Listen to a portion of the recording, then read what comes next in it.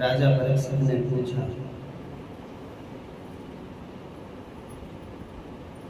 कि हे मुनिवर, देवकी के 6 पुत्र जिनको कंस ने जन्म लेते ही मार दिया था, उनके पिछले जन्म की कथा सुनाइए। उनको किस कारण से जन्म लेते ही मृत्यु का ग्रास बनना पड़ा। श्री सुखदेव जी ने कहा, हे राजन, स्वयंभू मनवंतर में प्रजापति मरीचि की पत्नी ऊणा के गर्भ से 6 पुत्र उत्पन्न हुए। वो सभी देवता थे। उनके नाम थे स्मर, उद्गीत, परिश्वंग, पतंग, क्षुद्र भृत और भृणी। किसी समय ब्रह्मा जी से कोई गलती हो गई। गलती की वजह से ब्रह्मा जी समाज में जैसे गिर जाता है व्यक्ति गलती करने से, तो ब्रह्मा जी भी ऐसे पतनोन्मुख हो गए। और वो जो 6 के 6 देवता थे, ब्रह्मा जी का मजाक उड़ाने लगे। गलती किसी से भी हो सकती है, मजाक नहीं उड़ाना चाहिए। दूसरे के बालक से, बेटा से, बेटी से कोई गलती हो जाए, उपहास नहीं करना चाहिए। बालक को बुद्धि होती है, भोलापन होता है, और लोग बड़े 420 हैं। बच्चे को गलत संगति का असर पड़ जाता है, बच्चा बहक जाता है, भटक जाता है, बच्चे को भरमा देते हैं लोग। तो किसी के बच्चा बच्ची से गलती हो जाए, उपहास मजाक नहीं करना चाहिए। समय का कोई पता नहीं, आज दूसरे के बच्चे की गलती कर हंसी कर रहे हैं, कल हमारे भी घर में बच्चे हैं। किसी का, भगवान सबका ऐसा प्रार्थना करो कि सबको सन्मति दो भगवान, सबका सब विधि हो कल्याण। सद्बुद्धि मांगो, और जरूरी नहीं बच्चे से, गलती तो बड़े बड़ों से हो जाती है। तपस्वियों से, मनुष्यों से, सबसे हो जाती है। तो गलती क्या है? प्रार्थना भगवान से कि प्रभु दीन बंधु दीनानाथ, और हमारी सबकी डोरी आपके हाथ, आप ही चलाना, आप ही संभालना। और बिना गलती के भी गलती लग जाती है कभी कभी। गलती कोई नहीं, सीता मैया की कोई गलती थोड़ा ही थी, पर समाज पीछे पड़ गया, घर से निकलवा के छोड़ा। बाद में पछताते रहो, क्या बनता है? तो होने अनहोनी सब भगवान के ही हाथ में है। ब्रह्मा जी पतनोन्मुख होने लगे, लेकिन 6 देवताओं ने उनकी हंसी उड़ाई। तो ब्रह्मा जी ने उनको श्राप दे दिया, तुम यहाँ देवलोक में रहने के योग्य नहीं हो, धरातल पर चले जाइए, मृत्यु लोक में आप जन्म धारण करो।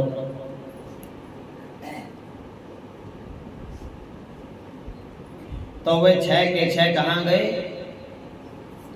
राक्षस की योनि में।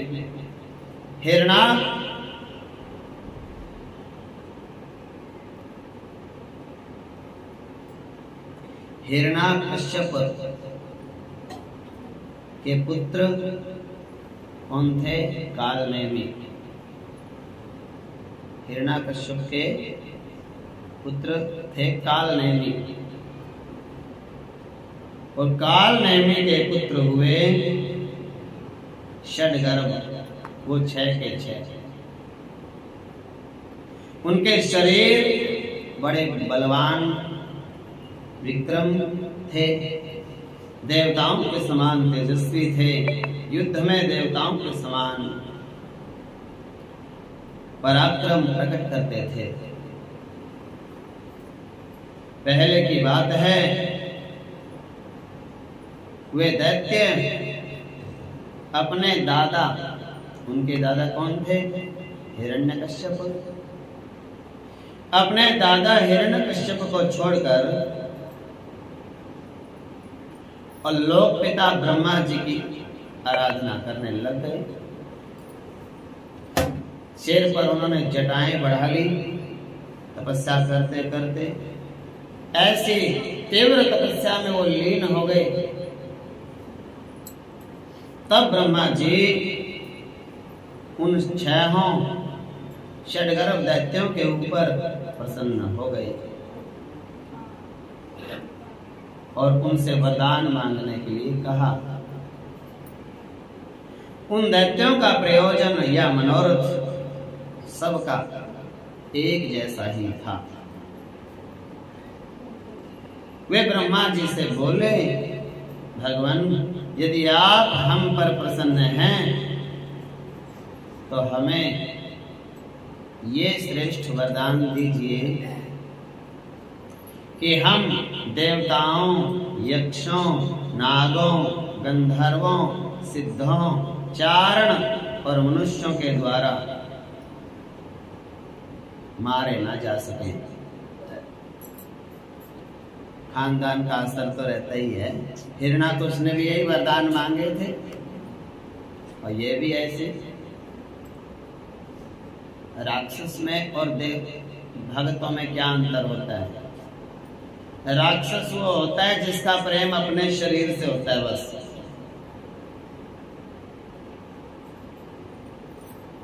और भगत वो होता है जो दूसरों के शरीर का आदर मान करता है, अपना का नहीं। भगत होता है वो, दूसरों के शरीर की सेवा करो, अपने अपने शरीर की सेवा तो राक्षस करते हैं। शरीर के अलावा इस शरीर में जो बैठा है जीव आत्मा, उसका ख्याल करो। अपनी आत्मा का उद्धार के बारे में सोचो। शरीर तो मरना ही है एक दिन, और रोज ये तो घटता ही जा रहा है।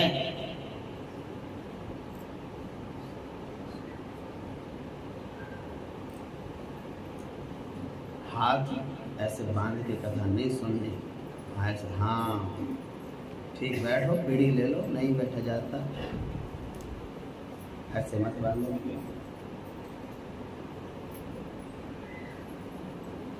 तो क्या समझे?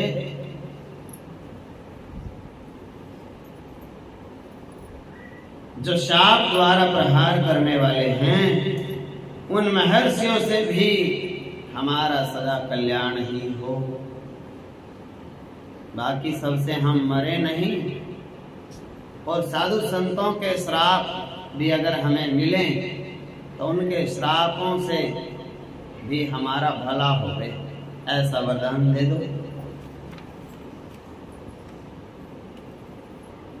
ब्रह्मा जी ने कहा कि आप लोगों ने जो मांगा है तथास्तु, ऐसा ही होगा।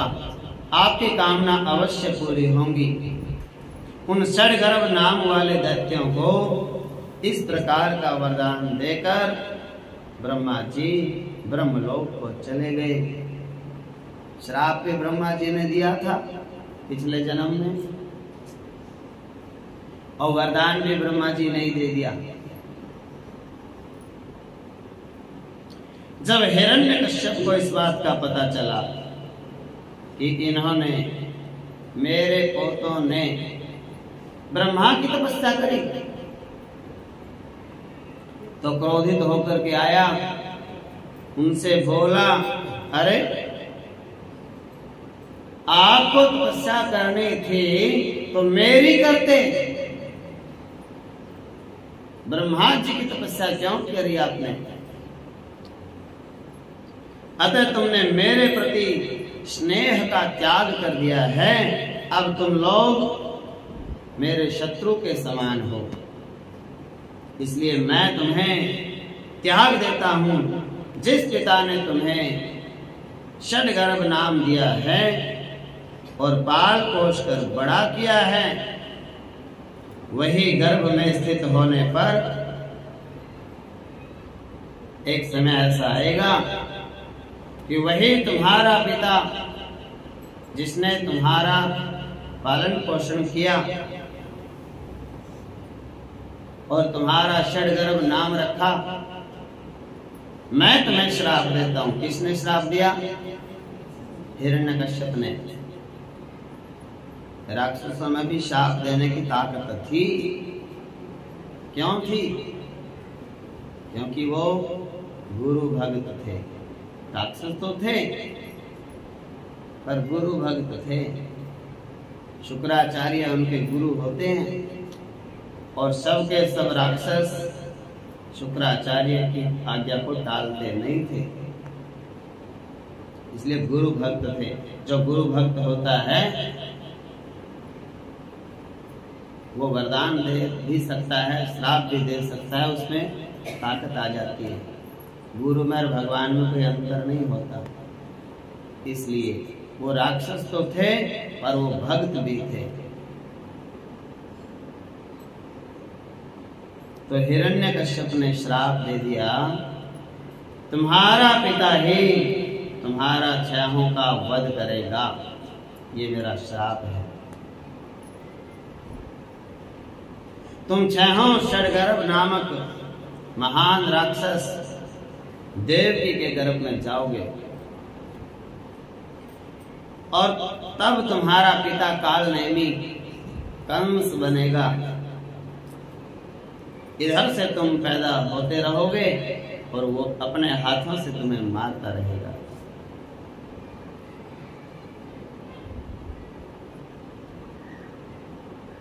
तो ऐसा किसमें लिखा है? हरिवंश पुराण में।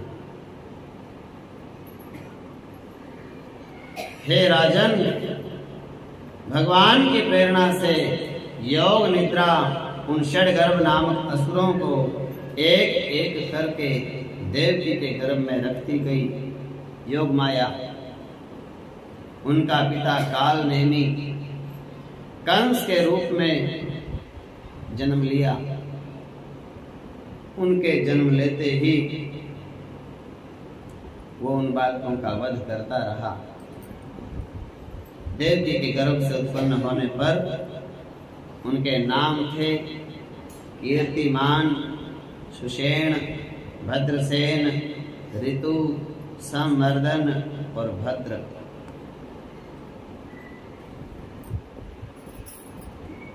उसके बाद आगे की कथा सुनो। बलराम का जन्म कैसे हुआ? राजा परीक्षित ने पूछा कि मुनिवर, सुना है कि देवकी के 7वें गर्भ से, 6 की कथा तो सुन ली, 7वें की कथा, 7वां ही तो बलराम है। तो देवकी के 7वें गर्भ से बलराम जी पैदा हुए थे, ऐसा हमने सुना है। तो फिर सब लोग बलराम जी को रोहिणी का बेटा क्यों कहते हैं? एक ही जन्म में एक बालक 2 माताओं का पुत्र कैसे हो गया? आप बलराम जी के जन्म की कथा विस्तार से वर्णन कीजिए। सुखदेव ने कहा, राजन, जब कंस ने एक एक करके देवकी के 6 पुत्रों को वध कर डाला, तब देवकी के 7वें गर्भ में भगवान के अंश स्वरूप शेष, जिनको अनंत भी कहते हैं, वो पधारे। आनंद स्वरूप शेष जी के गर्भ में आने के कारण देवकी का स्वभाव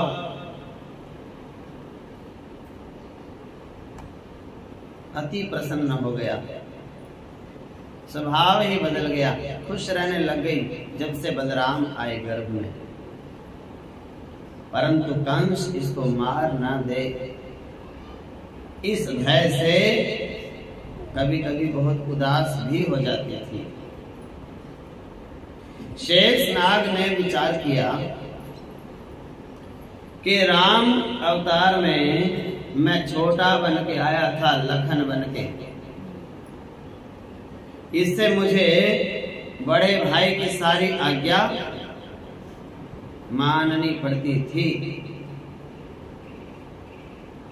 अगर मैं बड़ा होता तो राम को वन में नहीं जाने देता, आदेश करता, मैं बड़ा भाई हूं, मेरी आज्ञा है, नहीं जा सकते आप वन में। कृष्ण अवतार में मैं बड़ा भाई बनकर भगवान की अच्छी तरह से सेवा करूंगा, इसलिए वो कृष्ण से पहले ही मैया देवकी के गर्भ में आ गए।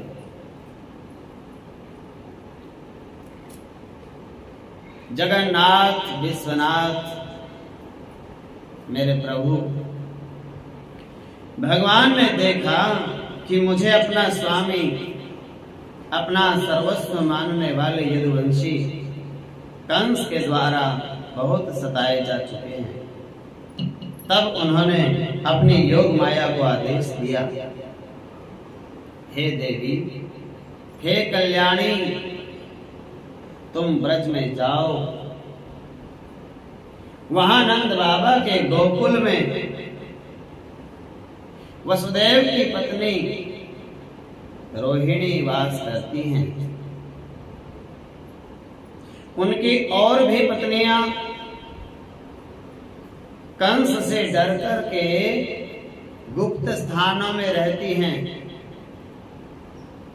इस समय मेरा वह अंश जिसे शेष कहते हैं, देवकी के गर्भ में वास कर रहा है, उसे वहां से निकाल कर और रोहिणी के गर्भ में रख दो। भगवान किसे कहते हैं? जो सब कुछ कर सकता है, वही तो भगवान होता है। हम तो कुछ कर सकते ही नहीं, हमारी क्या विशास, क्या औकात, हम कुछ नहीं। ये सांस चल रहा है तो हम चल रहे हैं, सांस रुक जाएगी चलते चलते, शम्मा बुझ जाएगी जलते जलते, दम निकल जाएगा रोशनी का, क्या भरोसा है। भगवान होते हैं जो सब करने में समर्थ हैं, तो भगवान का तो आदेश होता है। अपनी माया को, देवी मैया को, योग माया को आदेश कर दिया, देवकी का गर्भ निकाल करके रोहिणी के गर्भ में स्थित कर दो। हे कल्याणी, तो फिर मैं अपने समस्त ज्ञान, समस्त बल, सबके साथ अपने पूर्ण रूप में देवकी का पुत्र बनूंगा, और तुम नंद बाबा की धर्म पत्नी यशोदा के गर्भ से जन्म लेना। देवकी के गर्भ से माया ने, भगवान की माया ने खींच लिया। किसको? बलराम जी को।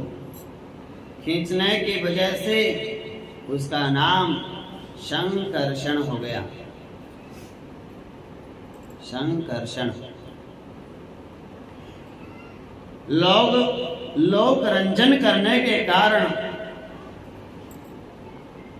सब बलराम के बल के चर्चे सुनेंगे, लीलाएं देखेंगे बलराम जी के बल की, सबके मन प्रसन्न हो जाएंगे, सबका मनोरंजन करेगा बलराम। इसलिए इसका एक नाम राम होगा। बलवानों में श्रेष्ठ होने के कारण, बलवान तो बहुत लोग होते हैं, पर बलवान होकर के कुछ लोग पापी हो जाते हैं, अहंकारी हो जाते हैं। लेकिन बलराम ऐसा नहीं होगा। बलराम का बल हमेशा दूसरों का भला करेगा, भद्र करेगा। इसलिए इसका एक नाम बलभद्र होगा। कल्याणकारी, भद्र माने जेंटल। और जब भगवान ने इस प्रकार आदेश दिया, तब योग माया ने कहा, जो आज्ञा मेरे प्रभु। ऐसा कहकर भगवान नारायण की, कृष्ण की आज्ञा को सिर पर धारण कर लिया और भगवान की परिक्रमा करके 7 बार और पृथ्वी लोक पर आ गई। और भगवान ने जैसा कहा था वैसा ही किया। जब योग माया ने देवकी का गर्भ ले जाकर रोहिणी के गर्भ में रख दिया, तब मथुरावासी कौन? देवकी के परिवार के लोग, वसुदेव के परिवार के लोग। ये तो देवकी जी तो गर्भवती थी, लेकिन गर्भ तो पता नहीं कहां चला गया, गिर गया। उदास हो गए सबके सब। मथुरावासी उदास होकर आपस में कहने लगे, हे भगवान, बेचारी का ये तो गर्भ ही नष्ट हो गया, बड़े दुख की बात है। 6 बालकों को कंस ने मार दिया, 7वां भगवान की माया भगवान जाने।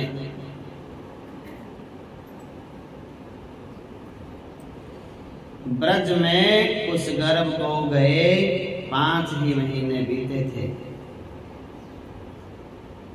कि भाद्रवे का महीना, शुक्ल पक्ष और षष्ठी तिथि स्वाति नक्षत्र में बुधवार के दिन वसुदेव की दूसरी पत्नी रोहिणी के गर्भ से अनंत देव का प्राकट्य हो गया। बोलो बलराम जी महाराज की। बलराम का जन्म कब का है? छठ का। इसके अनुसार उच्च स्थान में स्थित 5 ग्रहों से घिरे हुए तुला लगन में दोपहर के समय बालक का जन्म हुआ। उस जन्म बेला में देवताओं ने फूल बरसा दिए, बादलों ने हल्की हल्की बूंदें बिखेर दी फूलों की तरह। प्रकट होकर अनंत देव ने अपनी अंग कांति से नंद भवन को उद्भाषित कर दिया। गर्ग संहिता में ये बातें लिखी हैं। उनके अंग कांति इतना गोरे हैं बलराम, बोले तपाया हुआ सोना की तरह। गौर हैं वो बालक साक्षात ईश्वर था। उसके मुख पर मंद मंद मुस्कान, मनोहर छटा, प्रसन्नता छा रही थी। वो ब्रह्म तेज से प्रकाशित हो रहा था। उसके जन्म मात्र से देवताओं में आनंद आ गया। भैया किसी के लिए आसन बिछ जाए और आने ही वाले हैं जो आसन पे बैठेंगे तो खुशी तो हो जाती है। अब तो सबके बिछे बिछाए रहते हैं, जमाना बदल गया।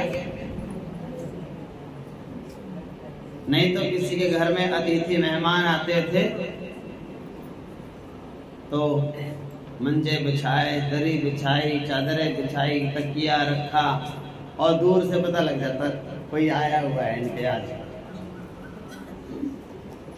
अब तो कोई पता ही नहीं। थोड़े से दिन फिर ये अचरज रहा, देखना गाड़ी आई है इनके, कोई आया है कैसे। अब तो गाड़ी भी आ जाए, अंदर से आवाज आती है, देश के फिरे, देश ने ले रखी गाड़ियां, क्या क्या देखना है। हाँ, फिर रहे धक्के खाते हुए, काम नहीं धंधा नहीं, कभी गाड़ी कभी मोटरसाइकिल, अब कोई देखता नहीं। बिछे बिछाए हैं सबके घर में, पर आए गए को सोचते हैं कब चला जाए तो ठीक है।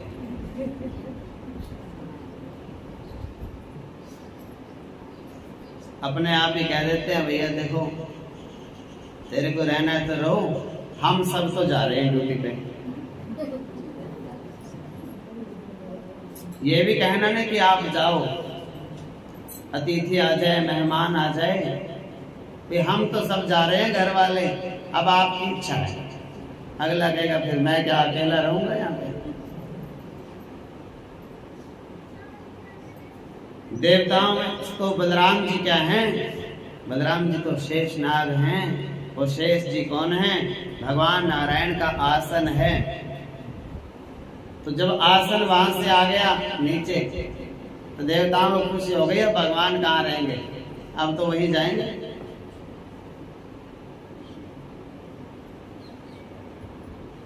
स्वर्ग लोक में धुन दुभियां बज गई, आनक मुरज आदि दिव्य बाजे बजे और आनंद मग्न हुए देवता शंख बजा बजा करके जय जयकार करने लगे।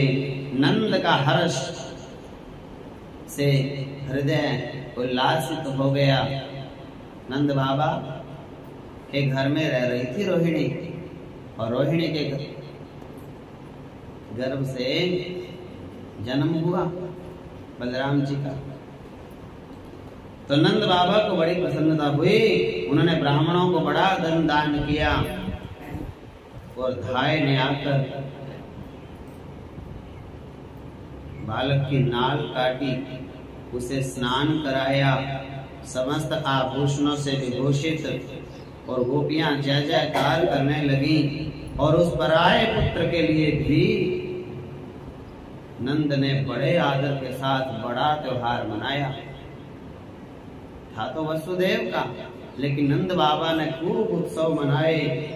यशोदा ने गोपियों तथा ब्राह्मणियों को प्रसन्नता पूर्वक दान दिया और नाना प्रकार के द्रव्य, सिंदूर, तेल प्रदान किए। ऐसा किसमें लिखा है? ब्रह्म वैवर्त पुराण में।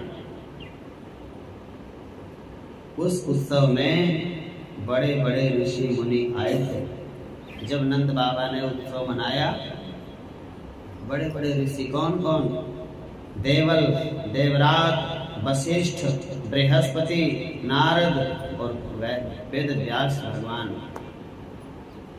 वहां उपस्थित थे। और नंद जी के द्वारा अर्पित अर्घ्य, पाद्य आदि उपहारों को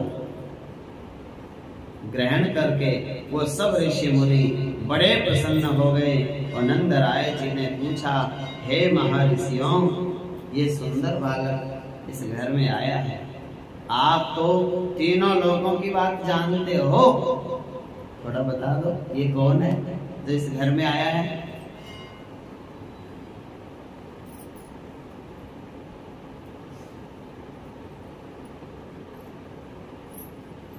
जिसके समान कोई दूसरा देखने में नहीं आता।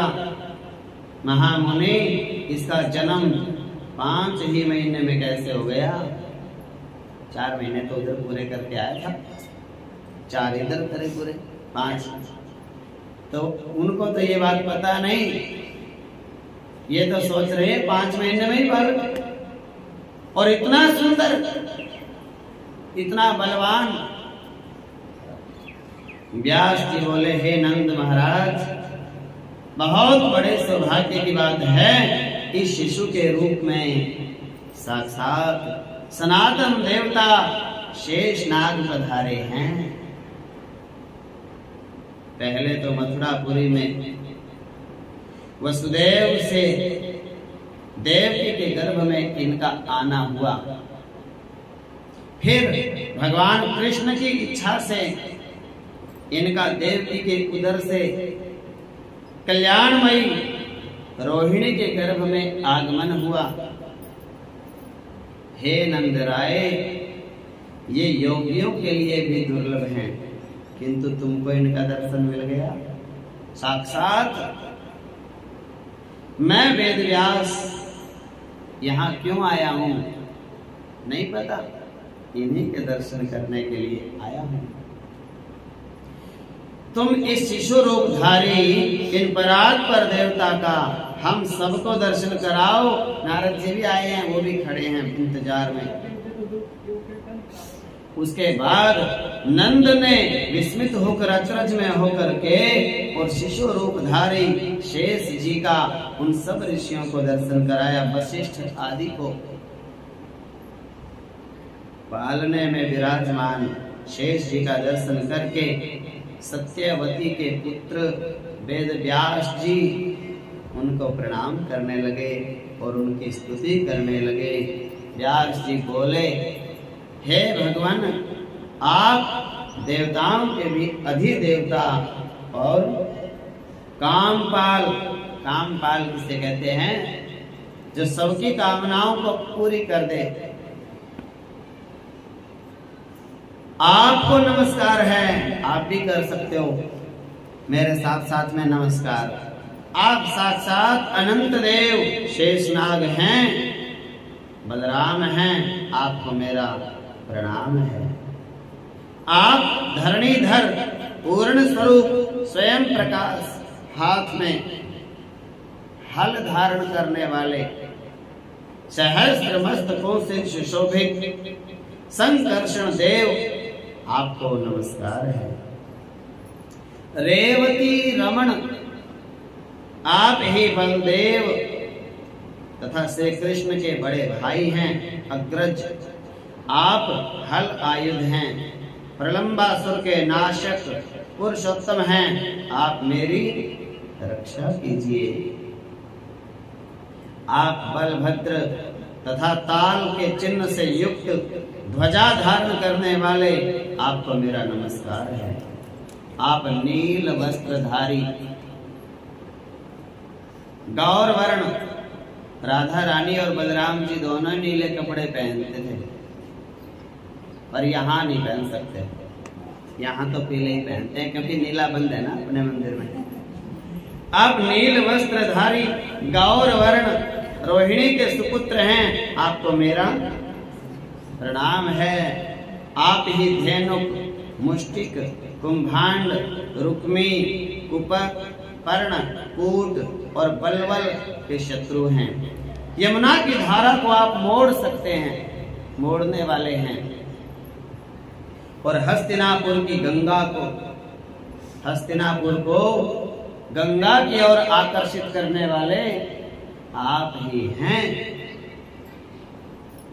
आप द्विविध के विनाशक, यादवों के स्वामी, ब्रजमंडल के भूषण हैं। आप कंस के भाइयों का वध करने वाले तथा तीर्थ यात्रा करने वाले प्रभु हैं। दुर्योधन के गुरु भी आप हैं। हे प्रभु, देखो तपस्या स्तुति कब हो रही है? जो पैदा हुआ है वो स्तुति हो रही है, अभी पालने में है बेचारा। और पहले इसे बता रहे हैं तुम दुर्योधन के गुरु भी हो और तुम उसको मारने वाले भी हो, और तुम ये तो संत होते हैं। संतों को तो सब पता ही है क्या क्या करने वाला है आगे आने वाले समय में, इसलिए संतों से भगवान छुप नहीं सकते। जन्म के समय में स्तुति कर रहे हैं और कह रहे हैं तुम तो दुर्योधन के गुरु भी हो, और दुर्योधन पैदा भी नहीं हुआ अभी, पहले से ही बता दिया सब कुछ। हे प्रभु, जगत की रक्षा कीजिए, रक्षा कीजिए। अपनी महिमा से कभी च्युत नहीं होने वाले परात्पर देवता साक्षात अनंत, आपकी जय हो, जय हो। आपका सुयश समस्त दिगंत में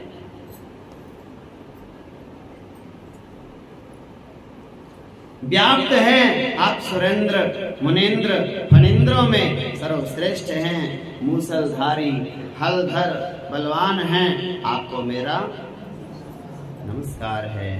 जो इस जगत में सदा ही इस स्तुति का पाठ करेगा वो श्री हरि के परम पद को प्राप्त होगा। संसार में उसे शत्रुओं का संहार करने वाला संपूर्ण बल प्राप्त होगा, उसकी सदा जय होगी और वह धन धान्य से भरपूर होगा। पराशर नंदन विशाल बुद्धि बादरायण मुनि सत्यवती कुमार कृष्ण द्वैपायन वेद व्यास ने उन मुनियों के साथ बलराम जी को 100 बार प्रणाम किया और परिक्रमा करी और सरस्वती के तट पर चले गए। आगे की कथा शायद समय हो गया, 5 मिनट और सुना के विश्राम करते हैं। तो ये यहाँ तक की आपने कथा सुनी। अब सुनो, रोहिणी पिछले जन्म में कौन थी? राजा परीक्षित ने पूछा कि हे मुनिवर, देखो पूछने वाले भी अद्भुत हैं और बताने वाले तो हैं ही कमाल के। सबके पिछले जन्मों की बता रहे हैं, अगले जन्मों की बता रहे हैं। ऐसे ऐसे होते हैं संत, लेकिन पूछने वाले भी उनके जैसे होने चाहिए, तुम्हारे जैसे नहीं। कहीं मेरे को पूछने लग जो पिछले जन्म में मैं कौन था। हाँ, तुम तो सब अब भी गड़बड़ हो, पहले भी गड़बड़ थे। वो सत्यवादी लोग थे, उनको पूछना और उनको बताना का। तुम्हारे तो जो ये बताया तो याद नहीं रहता, पिछला याद करोगे, बताओ यही याद कर लो आज क्या करना है। परीक्षित ने पूछा, गुरुदेव रोहिणी देवी पिछले जन्म में कौन थी? ऐसा कौन सा पुण्य कर्म किया था जिसके कारण उनके इस जन्म में भगवान बलराम जी अनंत देव की माता बनने का उनको सौभाग्य प्राप्त हुआ। श्री सुखदेव जी ने कहा कि राजन ध्यान से सुनो। चाक्षुष मनवंतर के प्रारंभ में दक्ष प्रजापति ने महर्षि कश्यप को अपनी परम मनोहर 11 कन्याएं पत्नी के रूप में प्रदान की थी। दक्ष की 60 बेटियां थी, तो 27 को चंद्रमा को और ये बताया 11 कन्याएं कश्यप ऋषि को। उन कन्याओं में जो श्रेष्ठ कद्रु थी वो वसुदेव प्रिया रोहिणी बन के प्रकट हुई। कश्यप ऋषि थे ना जो, वही तो वसुदेव बने। और उनकी जो पत्नी थी अदिति वो देवकी बनी। लेकिन जो अदिति के अलावा ये कद्रु थी एक पत्नी कश्यप ऋषि की, वो रोहिणी बनी। और कद्रु कौन थी? नाग माता। जैसे सुरसा थी ना, सुरसा, तो कद्रु थे सबसे पहली नाग माता। कश्यप ऋषि से सृष्टि आगे चली, तो कश्यप ऋषि की जितनी पत्नियां थी वो सब में ऐसी ताकत थी, जैसा उन्होंने सोचा वैसी सृष्टि बनती गई।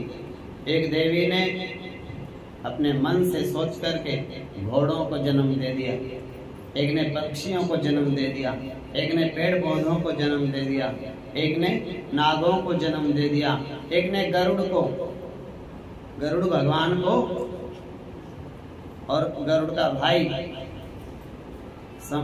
अरुण, और आगे फिर उन्हीं के तो बेटे हुए ही है जो जटायु और संपाति। लड्डू रखे हैं बेसन के अंदर मेरे कमरे में, ये पास हुआ है आज, लड्डू बांट रहे हैं ऐसे। मैं पूरी हो गई योगा की।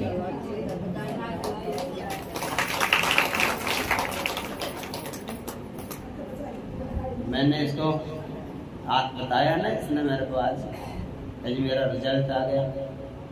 मैंने कहा फिर अच्छा तरह से आ गया? बोले हाँ। मैंने कहा फिर बांटो लड्डू। अपने को तो बांटना चाहिए। तो ऐसा करके वो नाग माता है कद्रू, और कद्रू नाग को जन्म देना कोई आसान थोड़ा ही होता है।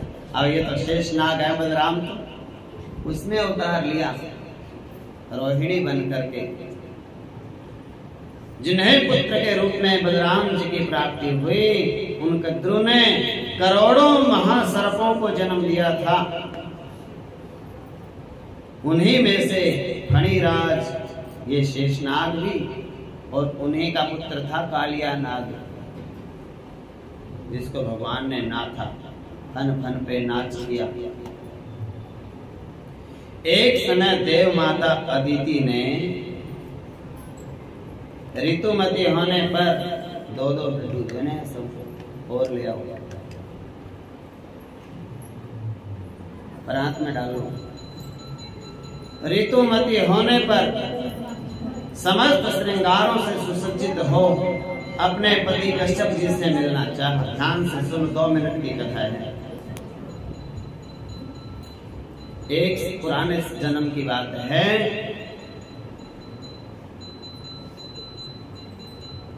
तो उस समय आकाश कश्यप जी कद्रू के पास थे।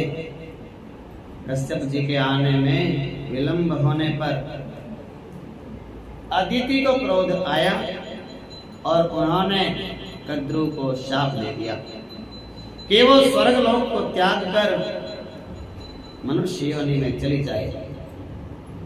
इस श्राप को सुनकर कद्रू ने भी अदिति को श्राप दे दिया कि वो बुढ़ापा उसको आ जाए और मनुष्य योनि में चली जाएगी। इस प्रकार दोनों के श्राप ग्रस्त होने पर कश्यप जी ने कद्रू को सांत्वना देकर समझाया कि देवी चिंता मत करो, आप यदि मृत्यु लोक में जाओगी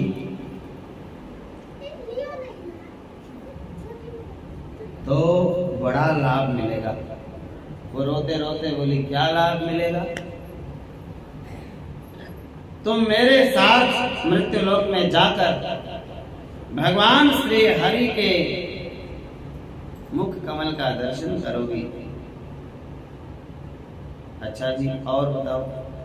उसके बाद कश्यप जी ने अदिति के घर जाकर उनकी इच्छा को पूर्ण किया और देवराज इंद्र का जन्म हुआ अदिति के गर्भ से। ये जो इंद्र हैं, इंद्र, सूर्य और वामन भगवान, ये भाई भाई हैं सगे। सूर्य जो हैं तो क्या है, इंद्र के भाई हैं वामन, एक ही माता के। और सूर्य का नाम है आदित्य, अदिति का पुत्र आदित्य। ऐसे नामों के कारण होते हैं हिंदी में और संस्कृत में, और इंग्लिश में बिना कारण के नाम होते हैं और बिना कारण के ही काम होते हैं। तो इसके बाद अदिति ने देवकी के रूप में अवतार लिया और कद्रू ने रोहिणी के रूप में और कश्यप जी ने श्री कृष्ण के पिता वसुदेव के रूप में जन्म ग्रहण किया। बाकी कथा कल सुनाएंगे। बोलो वृंदावन बिहारी लाल।